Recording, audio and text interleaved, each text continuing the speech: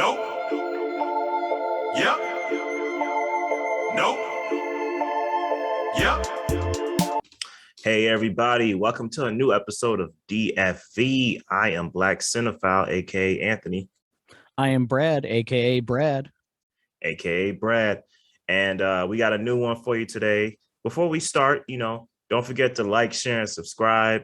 Engage with the video. Let us know what works, what doesn't work. Use the comment section. Let us know what you think about these movies. I'm not going to tell you to smash the like button, but just gently press it. Leave a comment about Anthony's shirt. Yeah, leave a comment about my shirt. But the like button never hurt nobody. Just gently press it. I don't know why people say smash it. Like, well, you gotta smash the like button. That's a good thing to do. You would smash the dislike button. I can't see you smashing the like button. I really like this video. You really need to like a video. Just be like, no, I need to, break my keyboard. They should do this thing where if you feel somebody through their phone smashing the like button, they turn it to a love symbol, and that's like a higher version of like. Yeah. Like, I love this video. This is the best video I've ever seen. I'm serious, man. YouTube needs to create that. Like, that's the version of smashing the like button. They technically have like 3 different levels of subscription, because I like to subscribe to this channel and kind of see their videos. Then you have the bell icon if you want to get alerts whenever they post anything. And then they have the one where you can pay money to see videos early or I can't remember what that benefit is. I think it's called join. Be a member. Join. Be a member of this channel. Yeah, hit the bell. I guess I gotta be one of those people. Yeah, folks, hit the bell. I don't know what the bell is. Like, share, subscribe, hit the bell. You know the drill.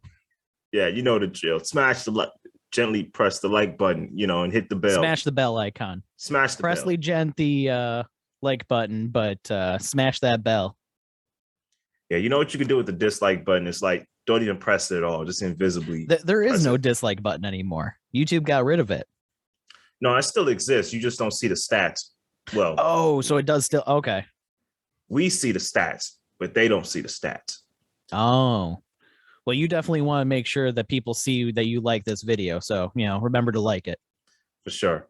All right. We got a classic one here, continuing our anime series. And I say we got 2 influential anime films we're talking about here. We got Akira and Ghost in the Shell.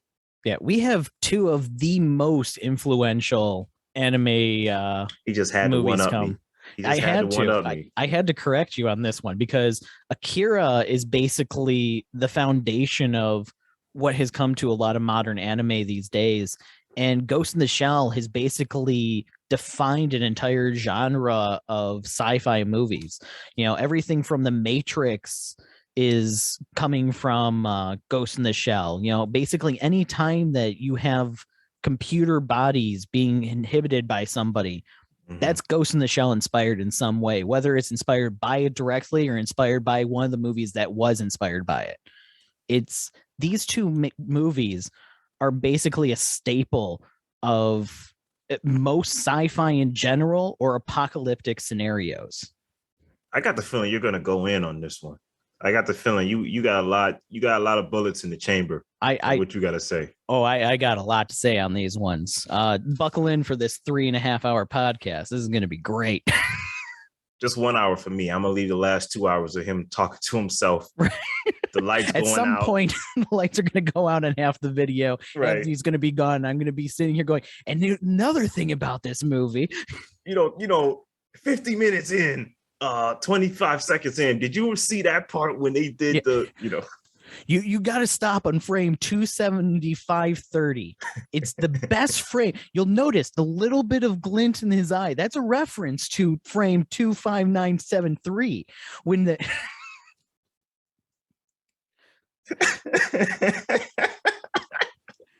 It's funny because I can actually picture you saying that. That's what makes it funny. I would totally do that if we ever do a Scott Pilgrim podcast. That's literally what it's going to be, is just a play-by-play of every single scene in that movie. Yeah, man, I purposely put that off for a while because I know the minute we do it, Brad is gonna turn into to full fanboy, and like it's not even gonna be a DFV podcast. It's just gonna be you ranting to whoever's there. Like, man, I'm telling you, man, it's one of the greatest films ever made. You see that scene right there with Michael Cera. If you pause on him at that moment, he has that classic Scott Pilgrim pose, like. That episode is going to be Scott Pilgrim versus itself as I simultaneously praise the movie while ripping it apart. Right. All right, man. What you think, man? You think we should do this chronological? You know what? For this one, yeah, let's do chronological. I think that makes sense. Okay. Did you want to start off with Akira, and I can do Ghost in the Shell? So yeah, we can do it that way. Feels like you got a lot to say about Akira. I have a lot to say about both of these movies. So, starting off with Akira, this movie is based on a manga, and the movie only takes place during the first about half of the manga, as it was still being written when the movie came out, but taking place in a dystopian Tokyo that has been rebuilt after a World War III event has occurred.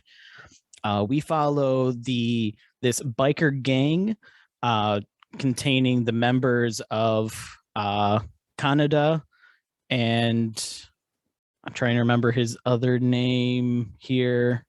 Tetsu. I want to say Tetsuo. Tetsuo. Kaneda and Tetsuo. We are also introduced to a anti-terror, or I guess they're more of a terrorist group, followed by Kei, Ryu, who kind of are trying to infiltrate the government and figure out the meaning of Akira, which is just this godlike being that everybody kind of praises and thinks is the savior of Neo Tokyo from the government that has risen from there. But we follow this biker gang that is trying to just reclaim its possession over this clown biker gang, who I love that it's just a clown biker gang. But during this event, we have Tetsuo, who runs into this little child that looks like an old man who actually has psychic powers and abilities beyond those of a normal human. In doing so, he adapts some of those powers and is taken from the government to be kind of watched over and see what happens to him when they find that he seems to have a better basis for these powers than any of their other experiments have. So it's up to Kaneda to team up with the I guess, terrorist organization that's trying to take down the government of Kei and Ryu in order to get his friend back. Okay, folks. That's as boiled down of a synopsis as I can think to go for this. Did you understand anything? For all y'all that haven't seen this movie, it's probably like 3 of y'all. Did you understand a single word that this man said? Okay, I thought so. I said biker gang and clowns at one point. If somebody doesn't understand the word clowns, we're in trouble here. Yeah, man, this movie, in a nutshell, is wild. Yeah, I can't believe this came out in the 80s. Yeah, this is a very brutal movie in terms of like gore and death and everything like that. It does not hold any punches back. This is basically before the idea of like, hey, you should maybe, tone down the violence in movies. Because this was originally like a PG-13 movie too, if I recall correctly. Like this wasn't even considered R back in the day. I think it was during re-release that it got its R rating. Yeah, it's a wild, brutal film. And at the time, it cost I think 700 million yen, which translates to about 5.5 million US dollars to make. So it was like a very expensive anime film at that point.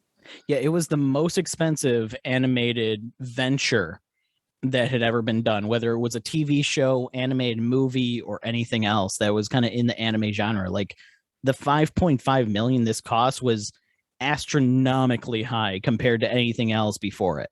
I don't know if it was because I was watching it in 1080p, but it felt like a 90s film to me. Like the fact that this was made in 1988 is impressive.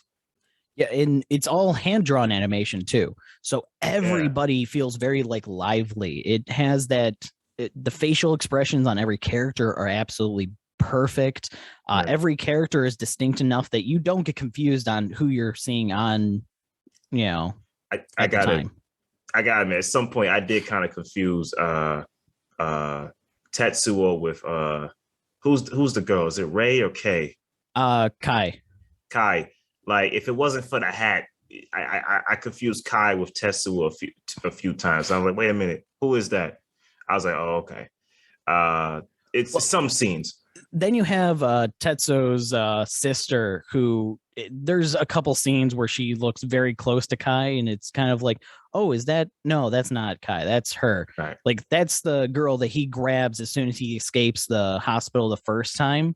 And they jump on Kanada's bike to kind of try and escape the city and everything before they're cut off by the clown gang again. Yeah. I want to say this before we get into the meat and potatoes of Akira. Dude, I really wish the future was as cool as these movies try to make it look to be. Like, when this movie starts, a dystopian 2019. That's right. This movie does take place in 19, doesn't it? Ghost in the Shell takes place in like 2020 something, which we haven't caught up to yet, like 2026, I think. I don't know. 229. 229. Blade Runner starts off in 2019. Yeah. It's like, man, I wish the future ended up really being that cool. Yeah. When were we supposed to have hoverboards according to Back to the Future? Wow, ridiculous, man. Yeah, man, when this film first started, you get the background of how Neo Tokyo began. There was like Third World War, destruction, and then from the ashes, Neo Tokyo rose up. I like the background of it. The scenes where the bikers are kind of racing each other, I'm like, okay, where is this kind of going? Because I didn't look up anything on this. I just had always heard that Akira was a great film. It's my first time watching this. I always heard it was just a great animated film. Now, the moment one of the ESPs start to show up, that's what they call them, right? The ESPs. Yeah, they call them the ESPs or the experiments because they each have a number. The moment one of the experiments showed up, I'm like, okay, what is that? Yeah, what's with this very old child? Right. I'm like, blue. Is that Frankenstein? Like, what's going on here? And you can't really destroy him. That's when I said, okay, this might be going in an interesting direction.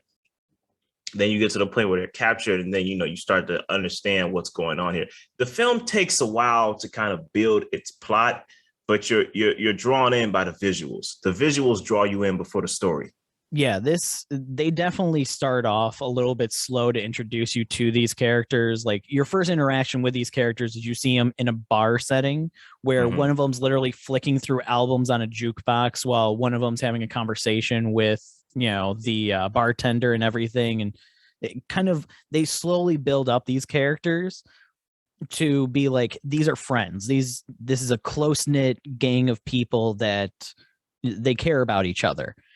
And so when they actually get caught after the events that happened with them running into the child and then the bike gang and stuff and the terrorist organization and everything, they get called into like police interrogations where they're like, what are you doing here and stuff? And they're just like, we're just fighting the clowns, man. I don't know what to tell you. We're just here to fight the clowns.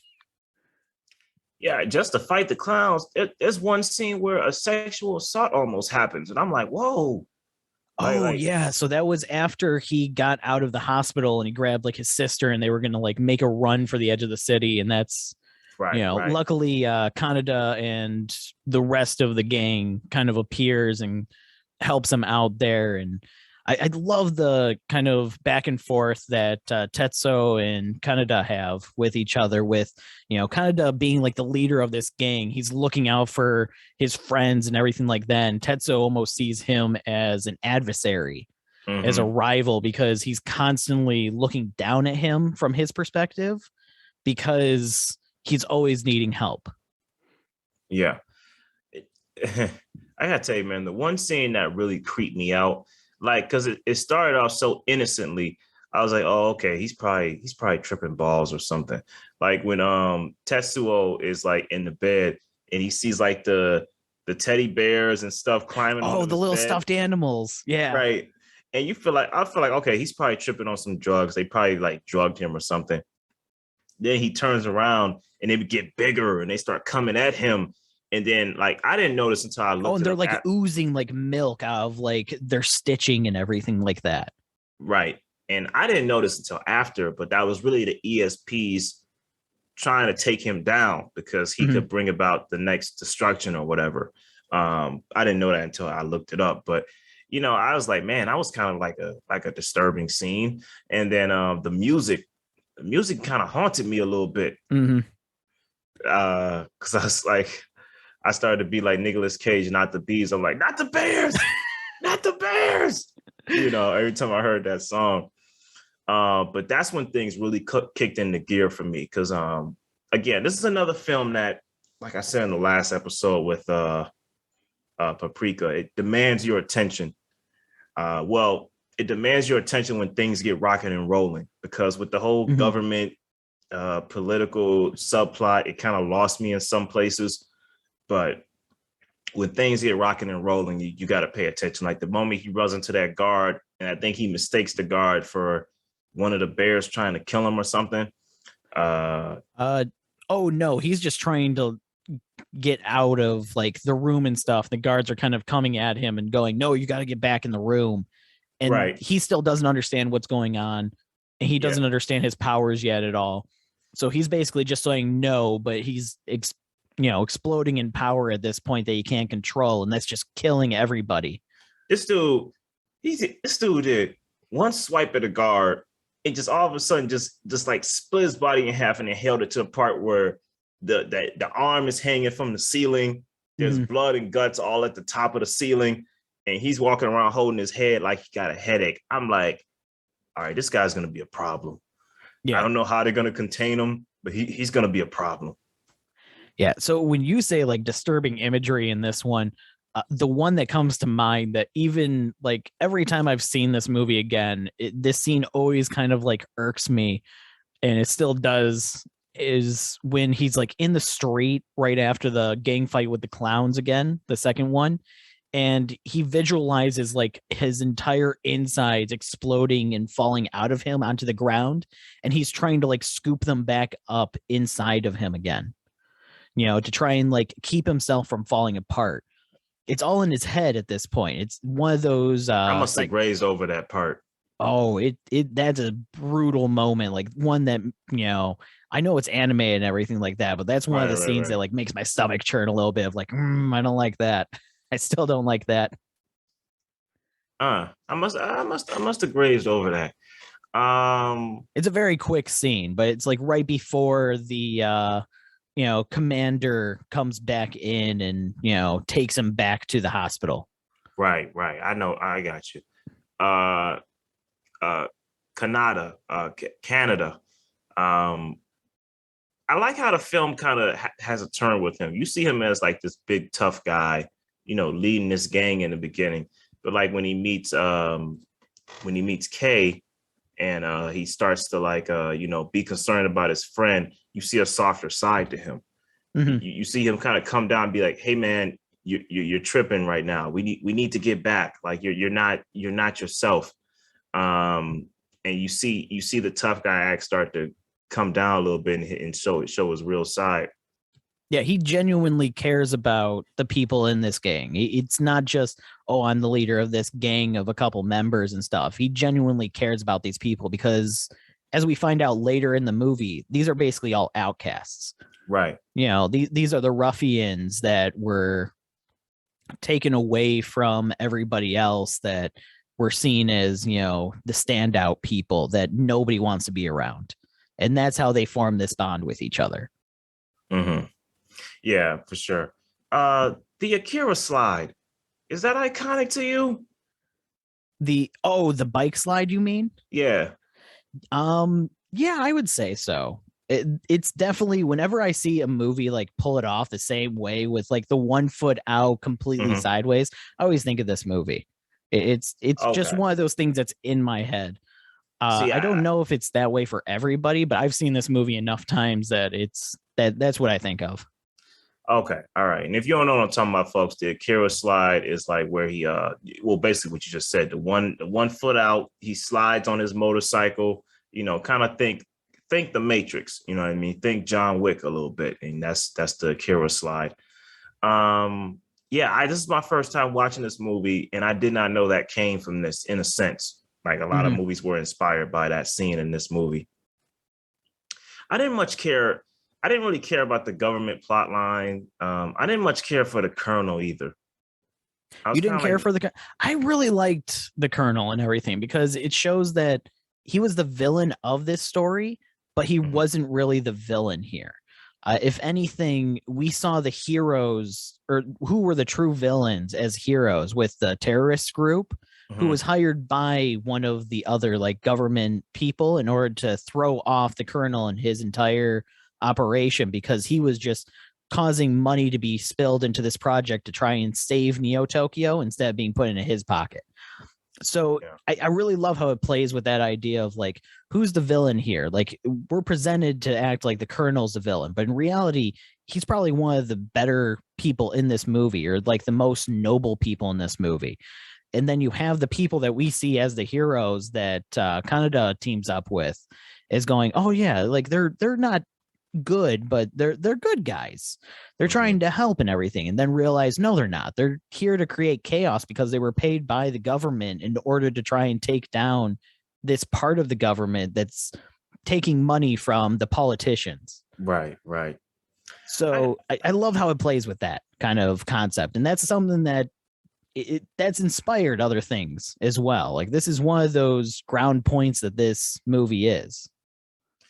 I gotta say, I just wasn't. He didn't sell me, man. Like it was like I wasn't really invested in him as a villain / hero / conflicted whatever. I wasn't invested that much. I was like, okay, I don't really care. Like, that's kind of where I was with it.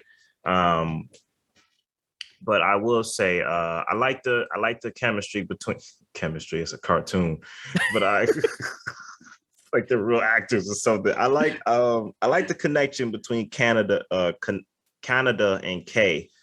I feel like, how he's always kind of hitting on her, and at one point, I think the Colonel shows up and he goes, "Who's he?" And they think he's like a spy. He's like, well, oh no, that's when Ryu shows up after they like got separated at first, and goes, who is he? Is he a spy?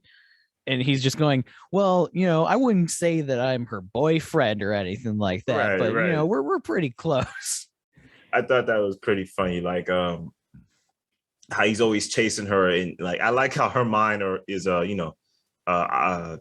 reasonably so on more urgent things.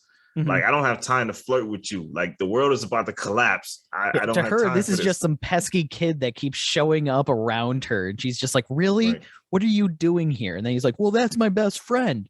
She's like, oh, God, of course. Of course, that's your best friend. Right. Of course, there's a reason to bring you along. God, I hate my life. Right. I love that dynamic between them. Dude, that final fight scene was something else. Like again, for an 80s movie, that was very well done. Yeah, I absolutely love how they play with the idea of like, he's invulnerable to a point. Right. Like, he's not completely invulnerable, but his power can basically dissuade anything. Like the bridge scene, I absolutely love that scene. Where he's just walking across the bridge and then the people come out with the laser guns and you see him like whip past him and everything like that. And he's thinking nothing of it until he looks at the people behind him that have been just sliced to all hell and back just from these little laser beams. Right. And at that point, he starts deflecting them, and, he takes down the entire bridge using his power and everything. And I love the idea that he doesn't understand his power, but he knows that he has a lot of power. Yeah, I like that. And I also like how it plays into, again, with Perfect Blue, idol worship. Like, when he shows up on the scene, a bunch of protesters, they get together and say, oh, Akira, he's finally returned. He's Akira. Yeah. And he just makes the cape out of nowhere. and like yeah, he takes it from like a flag that's like been knocked down and stuff by this tank, or no, the helicopter that he like threw into a building. Yeah, I like how in the midst of all that madness, they take a point just to show like a whole bunch of like people following him like he's their god or something. Yeah. Like I just love that. I thought that was funny. Yeah, I love it's the same protesters that you saw before that were being broken up by the police too on the bridge when the colonel is talking with one of the doctors, I think it was, going, this is, reality. Those are the people that are going to take this city back. It's not us. We're just another pawn in the game, but those are the people that are going to end up taking this city and making something better out of it. And you just see them literally later, lighting themselves on fire in order to appease who they believe is Akira. This is a wild movie, man. And has this ever been? I probably has. I wanted to ask you, has this ever been turned into a meme? There's one point where Tetsuo, I don't know if he's talking to the colonel or Ryu or somebody, but out of nowhere, Canada appears from behind him, and he goes, "Canada!" Has that been turned into a meme? It could be. It's not one that I've run into, at least. Okay. You gotta keep in mind this movie was pre-memes and everything like that. Oh, dude, a meme can be made out of anything. Like anything from the 80s or whatever era. True, but at the same time, I think it might be. I haven't run into it though. I think the bike slide is like the only thing close to like memeing, or when he turns into the giant blob monster. I think that's the closest I've seen to like memes and made for Akira. Speaking about blob monsters, what a sequence, man. Yes. Watching him kind of like literally explode into this creature that he has so much power he can't control whatsoever, to the point that he ends up killing his sister, almost kills Kaneda before the other ESP experiments kind of band together. And also the reveal of who Akira is so great, because with it being just the tubes of who was once one of the experiments. And each bottle is just slightly like, here's, his brain matter, and here's like his brain stem. Here's some of his veins. Here's, this. And it's literally just little bits and pieces of what's left of him after they tried to do their experiments on him in order to like save it for a future generation that might be able to better understand it. Right. But with the kids like finally like coming together and being like, no, we'll be able to see Akira again, and they actually like see the ghost of the original Akira and everything. Yeah, there's that part kind of lost me, because I knew they were going back in the past in some kind of way, but I didn't know whose past I was looking at, whether it was Tetsuo's or Canada's. Like, I was a little confused as to what was going on. Yeah, it was they were rebirthing Akira to be able to use his power to take care of Tetsuo, who was in an uncontrollable state. Okay, fair enough. And I like that scene where the ESPers, they're like, hey, if we do this, we might not come back. And they go, yeah, and then like you said, well, we'll get to see Akira again. And I thought that was a nice, cute moment. For some characters I didn't really care about. I called them the Frankensteiners. Yeah, they really didn't have too much to do in this movie outside of just exist, sadly. They didn't really have much of a... I'm not gonna say they didn't have a purpose. I'm just gonna say they didn't really do much. Right. But yeah, I thought that was a cute scene for sure.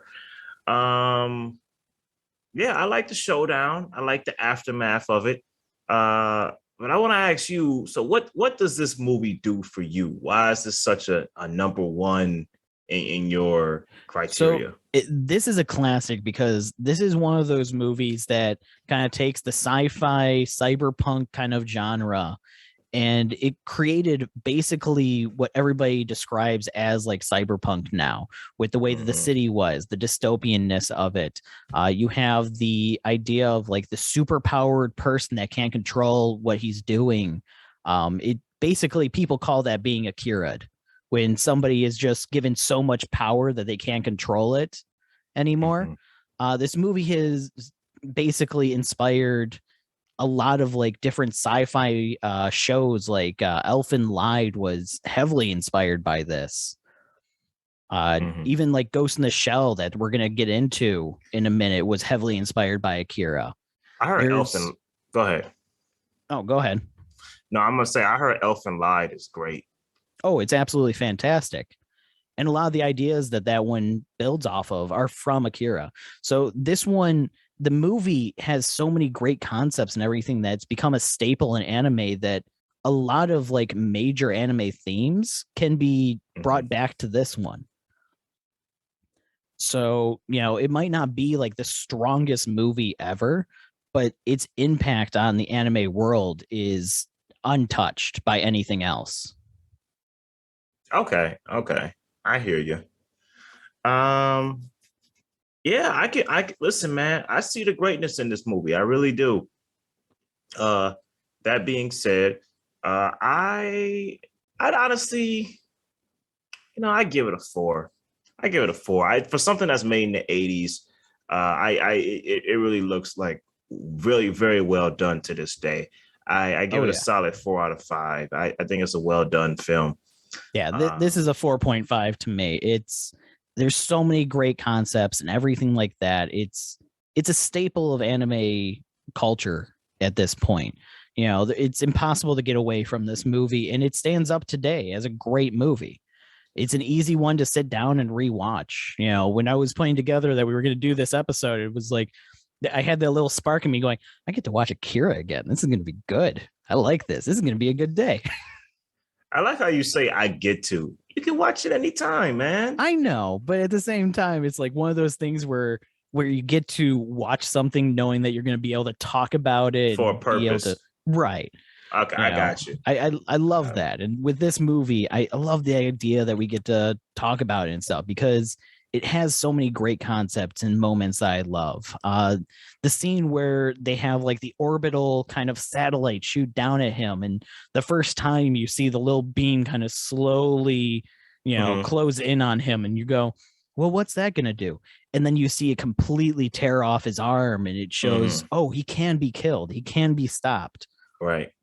And then later we see him show up again with that robot arm, and then it starts like molding into the throne and everything, and he's unable to control it. There's so many great scenes in this movie that I literally probably could fanboy about this movie for 3 hours and not, double up on any moments. Yeah, I agree. It's a very well done film. I feel like if I watch it another time someday, I'll catch more of the nuance of it, because it did kind of take a minute to kind of get my attention. Well, it had my attention off the visuals, but as far as what was going on, I was kind of still questioning, all right, where we're going here.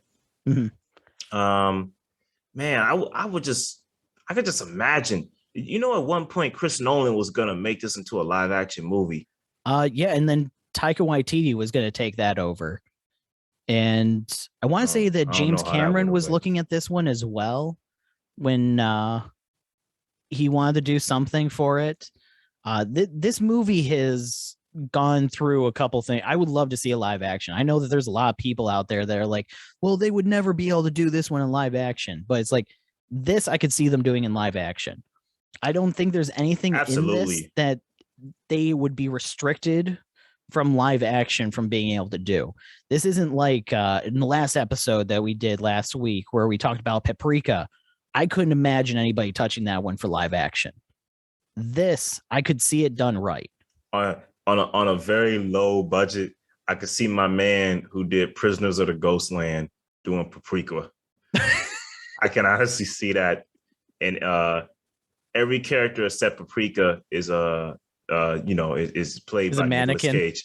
No, played by Nicolas Cage. Oh, play. I can see it. I will absolutely jump behind any anime movie redone where every actor and actress is played by Nicolas Cage. It's what dreams are made of.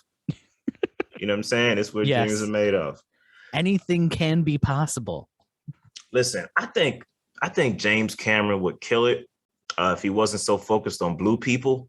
I know Chris Nolan would do a great job, but you know who I wouldn't sleep on based off what I saw with the Alita Battle Angel?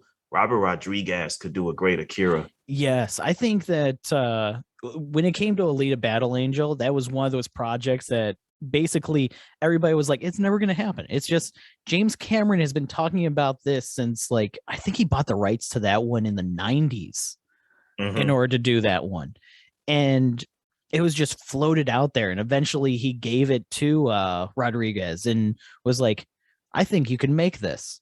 And I love that movie. That was a perfect example of like an anime live action movie done right, where it takes the source material and runs with it perfectly. That's a very fun movie, man. I like Alita Battle Angel. Are they doing a 2? Are they doing a sequel? I think they want to do a sequel, but I don't think they've confirmed if they're going to do one or not. Okay. If they have, I haven't seen anything on it. But at the same time, it's getting further and further from the chance of them doing that one as every day passes and there's no announcement. You got to be careful with that because anticipation grows into exasperation. And then sometimes that long-awaited sequel doesn't really live up. Yeah, but you would think if they were going to, they would have said something. I want to say that any chance that we had of that movie was probably killed off by like Ghost in the Shell failing. And no, go ahead. I think that basically killed off any chance, and they'd need to have like another animated movie hit live action and be successful in order for them to look at it. Because technically, if you look at the sales and everything, Alita Battle Angel didn't exactly, bust out of the box office as a success. It was more or less a break even. So it was critically praised, but in money terms, there's no reason for them to invest in doing another one. Look, man, I'm gonna say he does have an original voice. I don't want to see a Taika Waititi Akira, man. Not this. I don't know. I'd still get behind it. It'd be an interesting one. I don't know. I'd still kind of get behind. I'd watch it. That's for sure. I would see a Taika Waititi Paprika any day. Now I know he would do well with that. Mm-hmm. Well, I'm not gonna say what he can't do, but I don't know, man. I don't know. If there's one anime movie that I would love Taika Waititi to take, I want to see him do a Speed Racer 2. See, I kind of saw the first one, but I wasn't really paying attention. The one that Wachowski's did. Mm-hmm. But I'm not really a Speed Racer guy. Oh, see, I remember watching the show and everything like that. So when that movie came out, I was hyped on that one. I know a lot of people were like, "Oh man, they're doing an Astro Boy and a Speed Racer movie." I was like, "Yeah, they're doing a Speed Racer movie." Yeah, I just remember Speed Racer being on. I with the Cartoon Network logo, and I'd be like, "Oh yeah, Speed Racer." When's Ed and Eddie coming on? Yeah, yeah. But all right, we digress a little. We do that here at DFV. Ready to move on? Oh, I am ready to move on. All right, man. We got Ghost in the Shell, directed by Mamoru Oshii. So with this film. Now, we're not here yet, so this gives me some hope. This is in 2029, 2029 Japan, and we have a cyborg, it's cyborg agent, cyborg assassin / agent. Her name is Motoko. Her and her coworker or her teammate, what's his name? Bato. They're hunting somebody called the Puppet Master. This is a person that has taken control of some half human, half cyborg bodies. This is an era in the world where people who are human are kind of made with cyborg parts, or some cyborgs have. Yeah, they're given cybernetic enhancements. So being seen as a clean human is almost seen as an outcast in this world, because everybody has some kind of cybernetics in them at some point, whether it be some way to replace their legs so they can run faster. Batu has the cybernetic eyes, so he can literally like see through walls and everything. Yeah. And then you have Motoko, who is literally a shell of like a cyborg body with a human brain in it. She's basically 100% cyborg except for her brain. Yeah. So that's pretty much what it is. They're hunting down this mysterious hacker called the Puppet Master. Now it turns out that somewhere in the movie we discovered that there is a cyborg body similar to Matuko's that is hacked by the Puppet Master, but they're bigger, stronger, faster, more intelligent, and frankly, more dangerous. So basically the surface plot is about them trying to hunt this person down and figure out what their motivation is and what do they want. Now, beneath the surface, you're dealing with what is life? What does it mean to really be real? Are we just ghosts in shells? Like what does it really mean to be human? I guess is what I mean to ask, not real. I gotta say, man, straight off the bat, with this being a first watch, this hit me way harder than Akira did. This had me hooked in from the go. Oh yeah. So with this one, this definitely plays with, like you said, what is it to be human? Because at one point people are like, well, if you have human memories, does that no longer, but you have all cybernetic body parts like Makoto, does that make, or Motoko,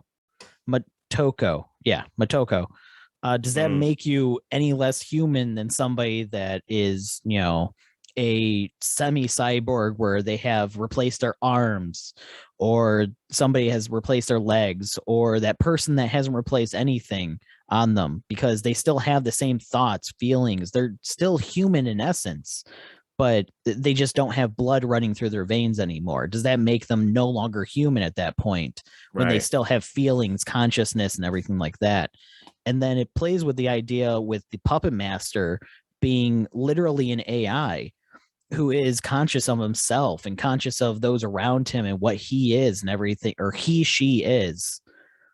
And does that mean that that's a human now? Because you can put those memories in a brain, that's something that he plays with, is erasing people's memories and implanting new memories in them. And does that mean that they're no longer human because they don't have the memories or real memories anymore?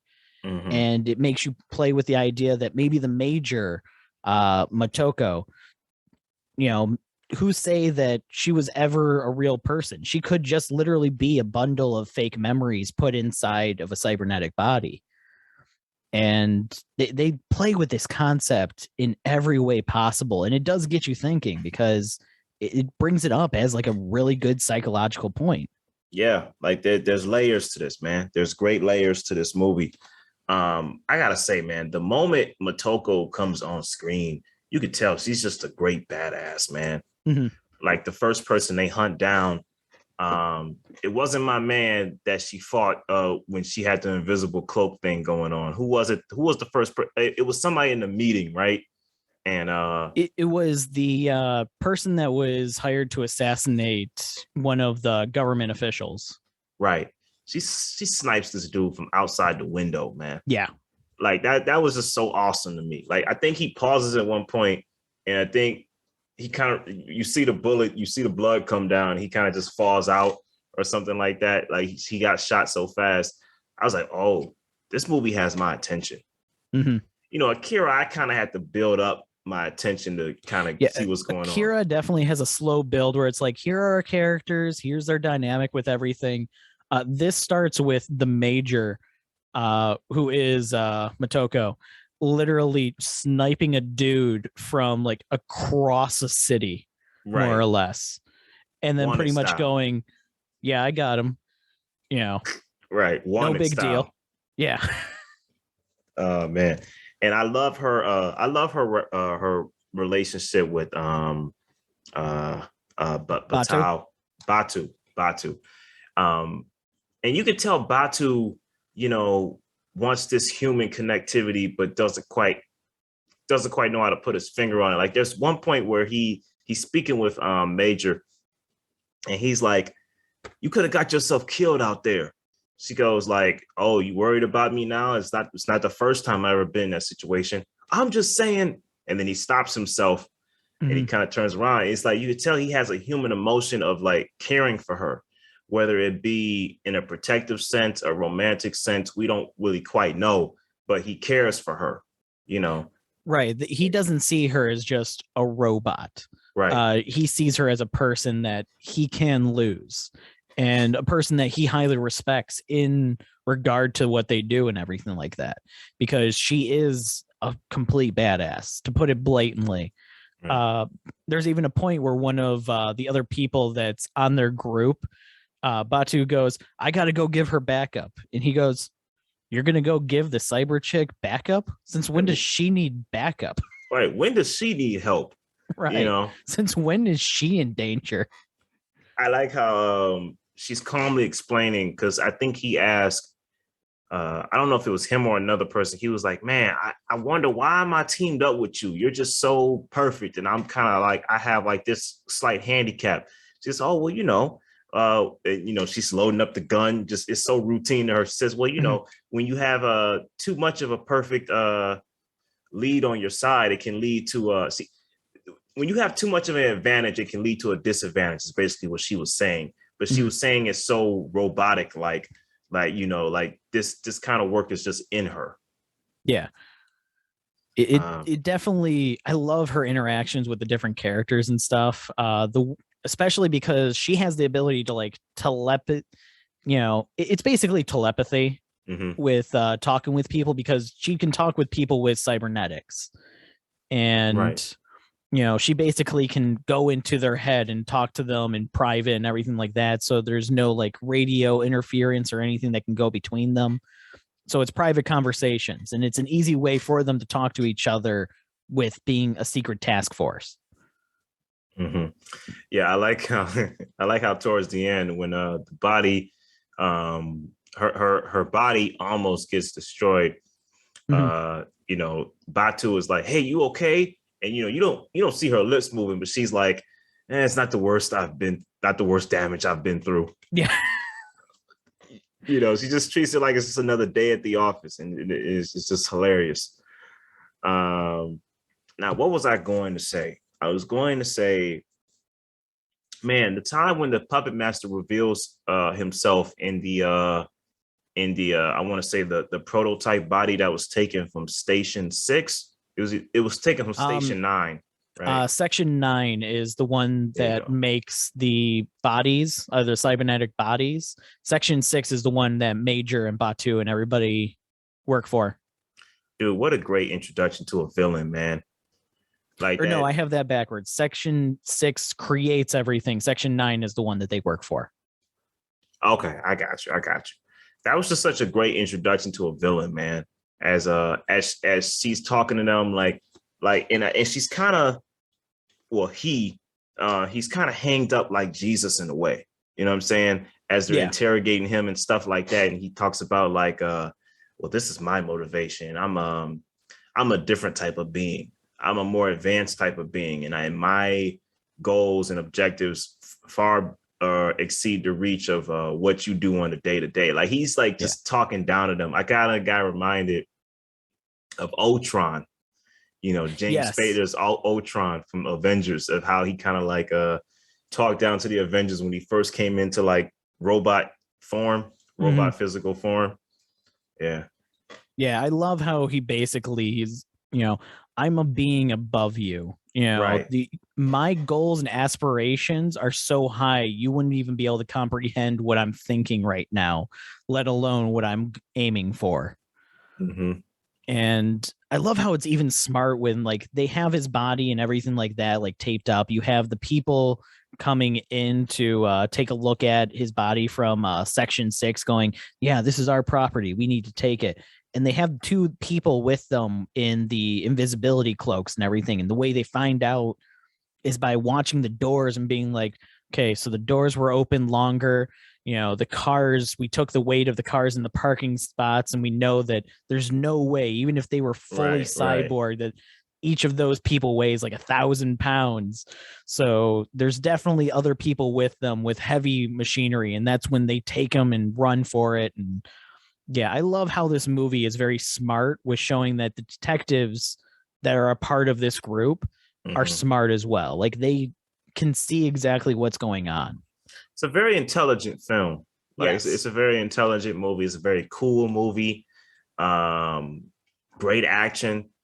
When it was first announced that Scarlett Johansson was going to be the live action version of this character, I hadn't seen the movie, but I did know it was an anime. And I was like, in the back of my mind, I was like, well, why not go with the Asian actress? Or, well, this is Japanese. Why not go with a Japanese actress to play the role? Why not? But then, well, when I think about it, with a role like this, a woman that's just purely tough and rough and, just a professional, I said, okay, I kind of see ScarJo in that role. Now, you saw the film. Did the film fail for that reason? Or was it other reasons? No, the fail, if I was to put why Ghost in the Shell, like the live action one, failed, it's because it dumbed itself down to try and be a general audience movie without realizing that Ghost in the Shell, like the original movie, already is easy to understand. It doesn't need to be dumbed down, but they had to dumb it down, or they felt like they needed to dumb it down. And that's where the movie falters, because it over explains itself to the point that this movie moves. That movie stops to explain itself every about 5 to 10 minutes. Did it have narration? It didn't have narration, but it might as well have, because it had like conversation. Like in this movie, you have the conversation on cybernetic parts of, you have the new guy in that goes, well, you're literally a ghost in a shell. You're basically a cyborg. And then Batu goes, look, man, you're the outlier here. So-and-so has cybernetic legs. So-and-so has cybernetic arms. I have cybernetic eyes. You're the only one here that isn't part cyborg. And then that's, you understand it from that little conversation that, okay, cybernetics is a normal thing here. People that don't have cybernetics are actually more of an outlier in this world. And Ghost in the Shell, the movie, or the live action movie, they constantly bring up, well, I have cybernetics. I have cybernetics. I have cybernetics. I have cybernetics. And it's like, I don't care what cybernetics you have. I already assume that you probably have cybernetics in this world somewhere. You don't need to tell me. And if you need to show me it, show me that you have cybernetics. Like the people that have like the hands that like stretch out so they can type faster and everything, which I think is hilarious in a world where basically anybody can plug into a computer and direct stream information to it. They're still using keyboards, and they gave themselves cybernetic hands in order to be able to type better on keyboards. The slowest form of input you can imagine. Right. I love it. That's not really a critique. I absolutely love that. That's so 90s of thinking of just going, no, they wouldn't make it so they could, connect to the keyboard and type faster with little smaller fingers instead of going, no, they would just connect to the computer directly through like the ports. Right. So it has an exposition problem. It does. It has a dumbing down and exposition problem and everything like that. Because I would even say the action in that one is on point. It's got some good action scenes in it. Okay. Scarlett Johansson, I don't think was a bad lead. And when you basically go to this world where shells are created to be like the perfect, being, the perfect looking person. Right. You have anybody in that role is going to knock it out. But Scarlett Johansson had a name because of Iron Man and like the Avengers movie at that point. She was a star to draw people in. She was already seen as that badass woman actress. Right. And I remember people nice actually. I was gonna say nice eye candy too. And because Yeah, go ahead. People actually brought like the original like photos from the set that were brought out and everything showing her as the major, and they brought him to Japan and were like, hey, what do you think of this person playing live action? And like 9 times out of 10 people were like, she looks just like the person from the cartoon. This is beautiful. This is amazing. They got it down right.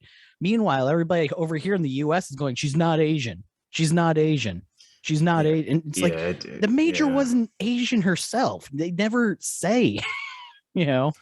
Right, but it was made by, you know, a Japanese. It was made in Japan, right? You know, and look, I get it. I know cultural appropriation. Listen, I know about cultural appropriation, but I was like, okay, I guess. You know, I wasn't invested in the movie, so I didn't really care. But this was one of the ones where it's like, pick your battles, people. Just this isn't one of the ones that you should be fighting on. If you knew anything about the source material, obviously the people complaining about this haven't seen Ghost in the Shell or don't care about Ghost in the Shell. They're just complaining to complain. Right. Because otherwise they would be like, yeah, this isn't a battle worth fighting. It doesn't matter. She's literally a shell of a human body created by an organization. That's the ironic thing. It would be more racist if they were like, no, we got to make this shell Asian looking. Right. Like, that's literally what the movie is. It's a shell. Yeah. But that's funny. That's really funny.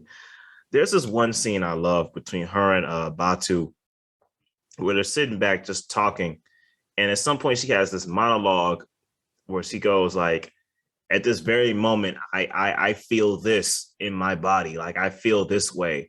And you know, it sounds like her, but it's like a voice kind of comes out of nowhere when she stops physically. Oh, you're talking about the scene on the boat. Yeah. Okay. Yeah. And a voice kind of comes out of nowhere when she stops physically talking. And even she looks around a little weird. And Batu was like, was that you? And I like how the scene just cuts and they don't really like explain it. Mm-hmm. They just move on to the next scene. Like I said, there's little subtle moments like this within all the action and all the heavy plot that makes this a great movie, man. Oh yeah. Like even taking a look at that scene and everything, like she's deep sea diving and Batu makes a comment of, well, aren't you worried that something could happen to your body and everything like that? Like you're going below depth. You're going into uncharted territory, a place where you literally have zero control. She goes, message where I feel most human is because I actually am vulnerable there. Mm-hmm. Yeah. Yeah, man. I dug it. What'd you feel about the final showdown where Batu helps her get into the puppet master's body and they become one? Well, he gets in her shell, she goes in his shell, so to speak. No, they merge into the single shell. So it's not that they swapped bodies. It was she was trying to get into his head and simultaneously he was trying to get into her. So they were simultaneously both in each other's bodies at the same time. But in order to show like how they weren't, they were more of a single person in that timing and everything, they showed it as each other's bodies to show that they had the ability to combine into either body. Right. So what you feel about that whole scene? I absolutely loved it because it plays with a lot of the things of, look, you're a human with human memories and stuff. I'm an AI. No matter what, we're never going to be seen as, completely human. So, but I can give you abilities and powers beyond your wildest dreams. And you can finally give me the most human thing ever, which is death, because neither of them are going to live through that. They're going to become a new person at the end of that.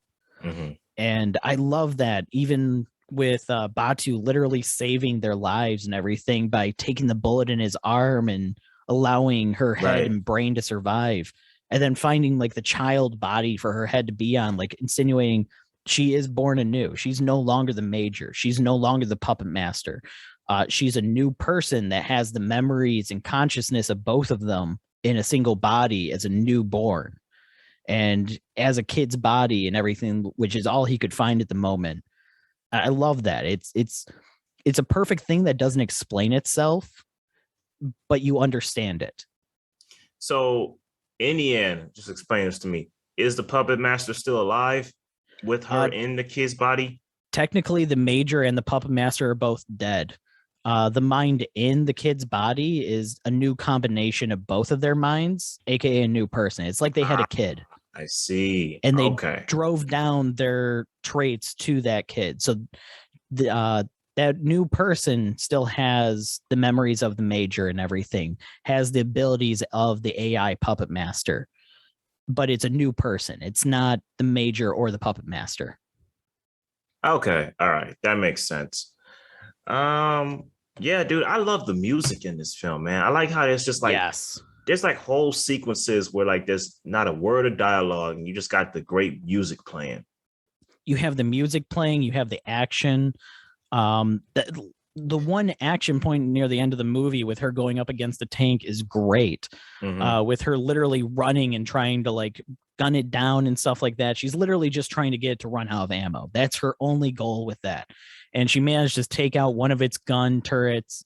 The other one runs out of ammo, so she runs at it to try and rip it open. But even with her cybernetic body, she's not strong enough to tear the tank open, and it ends up ripping her apart literally. And right before it can kill her and everything like that, that's when Batu shows up and takes it out and everything with an actual anti-tank, missile and everything. Right. Yeah. Overall, I'd probably get us a 5, man. This really hit me from beginning to end. Like it kept my attention. Yeah, this one's an easy 5 out of 5 for me. I used to have this one on DVD, and I no longer do because that DVD wouldn't play anymore. Yeah, you played it too much. I already know what you were about to say. Yeah, that one got a lot of use. I love this movie. I've seen it so many times over, and I remember the first time I actually saw it on Adult Swim and everything back in the day. This seems like an Adult Swim movie. Yeah. So this was actually one of the intros to anime for me as well. This one's got a special place in my heart that's never going to leave. You ever watch the animated show? I have. I've seen the unofficial sequels, the animated show, Standalone Complex. I haven't seen the new Netflix 3D animation one. I didn't even know there was a new Netflix one. Yeah, it came out like 2018, I think. Let me see. Because it was close to the same time that they came out with the movie. What was it called? No, it wasn't Arise. It was something else. I'm trying to remember what it was called, but yeah, there's been a couple shows and everything. Standalone Complex is a really good one. If you want to see more Ghost in the Shell content, check out Standalone Complex. And then there's also the second season of that one called Second Gig. Okay. Yeah, you see the influence of this film on a lot of things, man. I can see I can see, even though Minority Report is based off a Philip K. Dick story, you can still see a little bit of this in that film. You can see the Matrix. You can see this in the Matrix. The Wachowskis, I think it's like they came up to Joel Silver, showed him this movie and said, "We want to make this in real life." Mm-hmm. Yeah, the Wachowskis have literally said that Ghost in the Shell was their biggest inspiration for the Matrix. James Cameron has also said that Ghost in the Shell was an inspiration for a lot of his stuff as well. His inspiration for getting Battlestar Alita, the rights for that, as well as Avatar. A lot of the concepts in that came from Ghost in the Shell. Yep. Yeah, it's listen, I can see why Akira is so legendary, but with this film, it hits me instantly why this is a legendary movie. Oh, yeah. This movie stands the test of time, I think. It's such an easy one to throw at almost anybody, and they're going to enjoy something about it. Now, see, this is an example where I watched something that was dubbed, and it didn't feel over the top. The voices felt just right. Yeah, this is one where I actually started trying to watch the subtitle version of this one, and I was just like, this isn't right. The voices are all wrong. I got to watch it dubbed. It's how I know it. It's so ingrained in my brain to watch this one dubbed that I can't do it with subtitles. Right. I got you. Yeah, you started off dubbed, so it's hard for you to switch back. I started Death Note subbed. It's hard for me to watch dubbed. Mm-hmm. And it is what it is. All right, man. I think that wraps it up. Before we go, you seen any movies lately? Any new ones? Not really. I put all my effort into watching Akira and Ghost in the Shell 15 times each before this episode, to get my standard daily allowance in. I'll admit something to you. I kind of rewatched the Twilight films with my wife. In and out. I was watching some of them with her. I gotta be honest, man. Breaking Dawn is a very good movie. Is that because you just watched the first couple and you were just like, this is so bad, and then this one that they do get better as they get better as they go along. I'm serious. They get better as they go along. Breaking Dawn, really part 2 is actually a great vampire action movie, man. Listen, I know you laughing at me. I'm serious. It was a well done movie. So, have you seen them? You haven't seen any. I have not seen any of the Twilight movies. You can't relate. I get it. I can't relate whatsoever. The only thing I know about the Twilight movies is the shirtless werewolves and the glittery vampires. You don't want to see glittery Robert Pattinson? No, I think he was good as Batman. I don't need to see him. But you want to see where he came from, how far he's come. No, I don't need to see how they make the hot dogs. I can just enjoy a hot dog. That's funny. I don't need to see how they made the hot dogs. Oh wow, that's funny. Yeah, but I was just watching it with my wife, but that's funny. I don't need to see how they make the hot dogs. But yeah, that's pretty much what I watched. I saw the first 2 episodes of Better Call Saul, so I'm finally starting to watch it. Oh, of the new season, of season 6. Yes. Okay. Pretty good, man. Pretty yeah, this stuff. Season is blasting out. And the worst part is we're coming up to the break. Are we at the break? It's either we're coming up to the break or we're at the break. I can't remember, but luckily it's only like a month and a half or so. Okay. Yeah, I believe so. See, here's the thing about Better Call Saul. I don't really watch it trying to see what happens next because I know what happens to most of these people. Mm-hmm. Outside of who's my man? Lalo. Is my man's name Nacho? I don't want to say Nacho, Lalo, Kim. Okay. I think those are the 3 that are like new to Better Call Saul that are still around. Outside of those 3, I know what happens to Gus. I know what happens to Mike. I know what happens to Saul. Well, we don't know what happens to Saul present day. We don't know what happens to Gene. We know what happens to Saul. Gene. Gene's his new name after the events of Breaking Bad.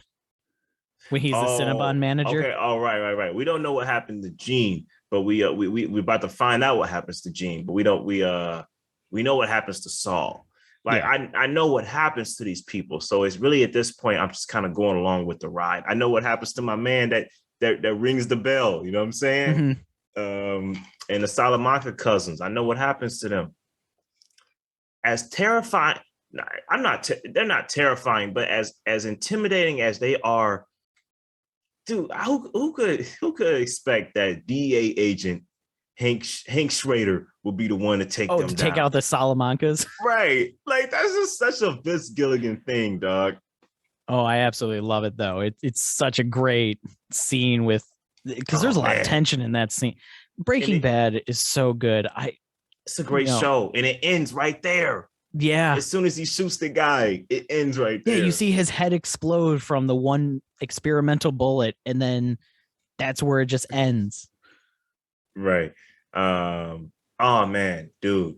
one of the best Breaking Bad endings of all time. And we're gonna do a little bit of a digression, folks. I don't think any ending tops this. I honestly don't know one ending that tops this, dude. Bryan Cranston in the crawl space, losing his mind, going from screaming to crying, to laugh, to laughing. And Skylar's on the phone, and I think Maria's on the phone freaking out about something that happened. And you just see the camera slowly pan out from Bryan Cranston's laughing face to like the toilet literally shaking, representing the claustrophobic fear and paranoia in his mind. Cut to black, executive producer Vince Gilligan. That's not a better mic drop than that ending. No, that show, like even on the episodes that you can basically go, yeah, nothing happened that episode. Like the Fly episode, fantastic episode. I like Fly. It's nothing happens, but you're watching it for the chemistry of Bryan Cranston and Aaron Paul. Right. I like Fly. I wouldn't introduce that as the episode to watch for somebody, first coming into Breaking Bad, because they're gonna say like, dude, they were catching a fly. I don't understand. But it's like if you're investing in these characters and you come up to that point, Fly is polarizing, but it's not a bad episode. Like you admire the writing of it. Right. Yeah. Like literally nothing happens in it, but it's still a good episode. It's like it even when Breaking Bad is at its worst, it's still better than most other TV shows. And I think Better Call Saul, he jumped off of that ramp and pulled it off a second time. Like I can honestly say I like the characterization in Better Call Saul more. Oh, absolutely. The character development is great because, like I said, Breaking Bad, the character development was also great, but you're watching it for the plot. You're in a clockwork universe. At some point the cancer's coming back. It's inoperable. So you want to know what happens from Walter at point A to point Z. So time is running out, but it's just all about the journey of where you're going from. Well, not the journey. It's more about the destination of how is this all going to end. You watch it for the journey on repeat viewings. Better Call Saul, you know where this is going, but you're watching it for the journey and for the characters. Yeah. But yeah, I'm excited to see where the rest of Better Call Saul goes. I'm hyped. I'm in, man. I'm enjoying it a lot, man. I love the chemistry between Kim and Saul. I love Lalo. He's one of my favorite villains. I didn't think anybody could top Gus in my book, man, but I really like Lalo. Like I like him. Lalo is great. I'm loving that actor now. Because prior to this, I didn't know who he was at all. I don't even know if he did much before he was Lalo, but he's already appeared in Hawkeye. I've seen him in trailers for some other stuff. He's great. Okay, yeah. I gotta look him up because Tony Dalton. That's who it is. Okay, I just know him for that role. But I'm sure he's gonna get more work after this. It's a great role for him. Oh yeah, it's a breakout role that's really throwing him in. We started to see more Jonathan Banks on Parks and Rec and stuff after Breaking Bad, and he's a veteran actor. He was in Community, not Parks and Rec. You sure he wasn't on Parks and Rec? No, yeah, he was. He was also on Community, but he was who's my girl? What's my girl name? That's the main star in that show, Parks and Rec. Amy Poehler.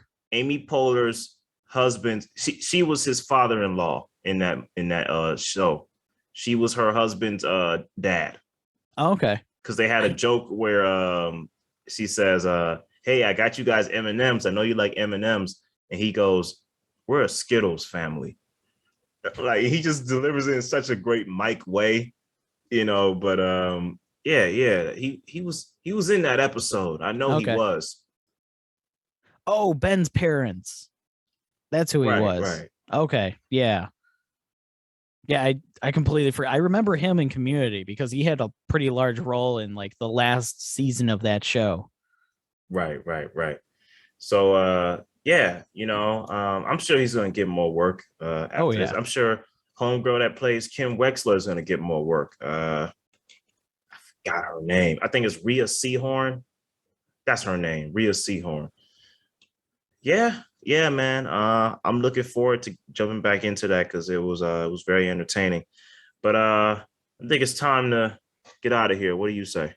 Yeah, I think we're ready to wrap this one up. All right, for sure. All right, y'all. Like, share, and subscribe. Engage with the video. Let us know what you like, what you don't like. Check out our podcast.